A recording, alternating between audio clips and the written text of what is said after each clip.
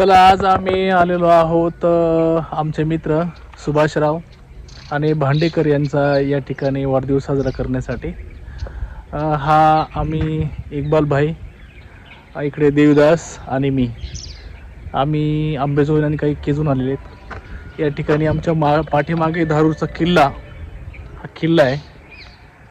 आम्ही असं ठरवलं की कुठंतरी केक कापण्यापेक्षा हॉटेलमध्ये किंवा कुठंतरी, परंतु एखाद्या पर्यटन ठिकाणी जाऊन सेलिब्रेट करावं. त्यांनी आर्किओलॉजी डिपार्टमेंटचे या ठिकाणी कर्मचारी आहेत, कपिल भाऊ.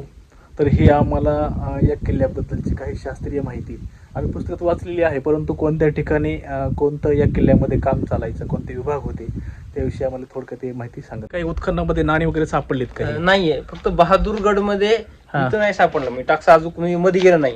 इथं जे प्रमुख सैनिक राहिले टाकसावाले बनणारे वगैरे, हे त्यांच्या राहण्याच्या ठिकाण आणि खाली ह्याच्या खाली एक मजला आहे. तो आता थोडंफार म्हणजे ओघाच्या काळामध्ये तो बुजून गेलेला आहे. आणि कोणी भुयारी मार्ग आहे तो पुढच्या बाजूने निघतो, तो पण बंद आहे. आणि जो टाकसाळचा जो मार्ग आहे तो पूर्ण पुरेपूर म्हणजे साईडनं पूर्ण बंदच आहे. तो अजून टाकसाळमध्ये कोणी गेलं नाही.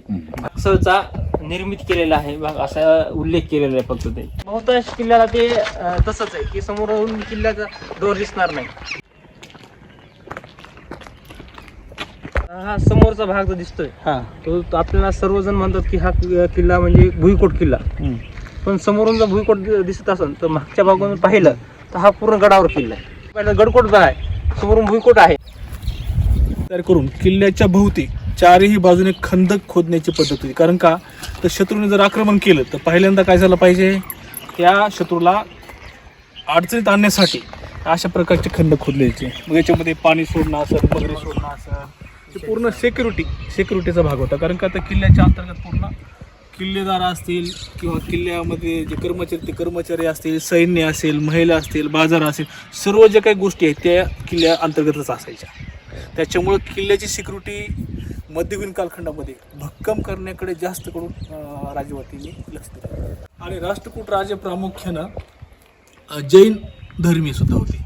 जैन धर्मी देवगिरीचा जो किल्ला आहे त्याच्यामध्ये राष्ट्रकूटांच्या कालखंडामध्ये उत्खननामध्ये जैन मूर्त्या भरपूर सापडलेले आहेत त्या काळावर देवगिरीमध्ये.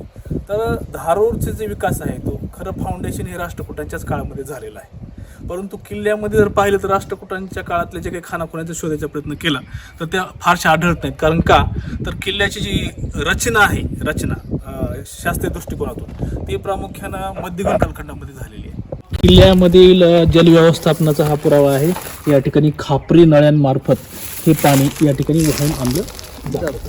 विजापूरचा आदेश होता सरसेनापती किशोर खान लारी, त्यांनी हा किल्ला राष्ट्रकूट यादवांच्या जो पायाभरणी केलेला आहे त्याच्यावर असा भक्कम असा जे तटबंदी वगैरे केली आहे. किशोर खान खंदक आहे. आता समोरून पाणी दिसलं नाही, चुनखडी सुद्धा कुठं नाहीये, डोंगर नाहीये, पूर्ण ही चुनखडीच आहे.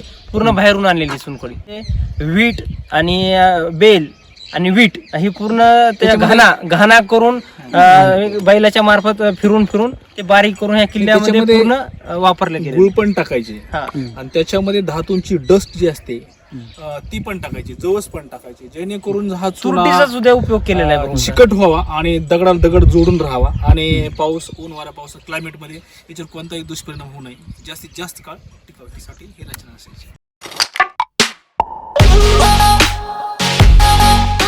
पहिला आपण तिथं डोर होता तो पहिला प्रमुख दरवाजा व्हायचा आणि ती छोटी दिंडी दरवाजा छोटा, हा दुसरा बाले किल्ला. म्हणजे हा जर डोर बंद असेल तर शत्रू मध्ये येणार नाही आणि त्या खिंडीमध्येच अडवून समजा शत्रूवर आक्रमण करणं, तेल गरम करून तेल टाकणं, पाणी गरम करून टाकणं, त्या बाणकवारे असते तसं त्या पद्धतीने शत्रूला अडवायचा प्रयत्न करायचा. फक्त पाणी समान पातळीवर राहिलं तर ते पाणी फोर्सनं बलनं पुढे जातं आणि एयरस्वानिक होतं यातून. हे त्यासाठी केलेले हे पाण्याचे टाके आहेत.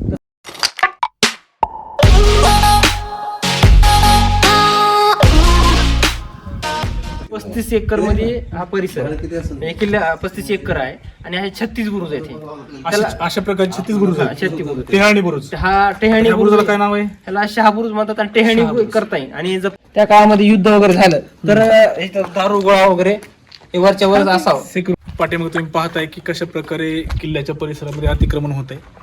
आर्किओलॉजी डिपार्टमेंटने याची गंभीर दखल घेतली पाहिजे. आपला जो सांस्कृतिक वारसा आहे याच्यावरती आपण अतिक्रमण नाही केलं पाहिजे. आता त्या काळामध्ये हे पिण्याचं पाणी वापरायचं त्याला गोडदिंडी म्हणतात. गोडदिंडी म्हणतात. अच्छा. आणि खाली पाहिलं तर खूप खोल आहे. किल्ल्याचा शेवटचा भाग आहे का? शेवटचा भाग. अच्छा, म्हणजे पुणे साईडनं ही पाण्याचं म्हणजे जलाशय आहे, म्हणजे जलदुर्ग पण आहे. आणि ह्या किल्ल्यातून 67,500 रुपये त्या काळामध्ये आग्र्याला गेले होते. ह्या किल्ल्यातून ते तिकडे गेल्यामुळं तर शिवाजी महाराज ते पिटाऱ्यातून जे बाहेर निघाले होते तर ह्या किल्ल्यातून पैसे गेल्यामुळे गेले होते. म्हणजे हा किल्ल्याचा खूप वाटा आहे. महाग 13 तुपाची हौद आहे. किल्लेदार राहण्याची सोय आहे. आणि रंगमहल म्हणतात त्याला. हमामखाना आहे. म्हणजे हमामखाना म्हणजे आंघोळीचे ठिकाण आहे. ते लेडीज साठी आहेत, जेंट्स साठी आहे.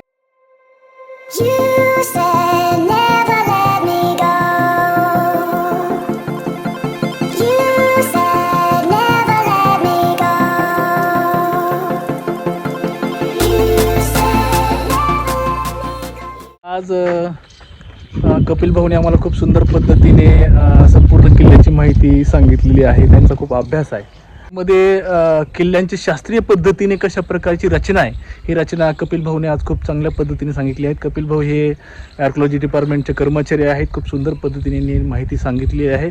आर्किओलॉजी डिपार्टमेंटने सुद्धा अशा तरुणांची नोंद घ्यावी असं आम्हाला वाटते. परंतु एक खेद असं वाटतो की या ठिकाणी ज्या पद्धतीने या ठिकाणी स्वच्छता पाहिजे, माहिती फलक असले पाहिजेत, ती थोडीशी कमतरता जाणवते. तर आर्किओलॉजी डिपार्टमेंटला विनंती आहे की त्यांनी या किल्ल्याकडे आवर्जून लक्ष द्यावे, जेणेकरून या ठिकाणी शाळेमधले विद्यार्थी असतील किंवा लोक असतील या ठिकाणी पर्यटनासाठी येतील आणि त्याबरोबर राजकोष पण वाढेल आणि आपला सांस्कृतिक वारसा टिकून राहील.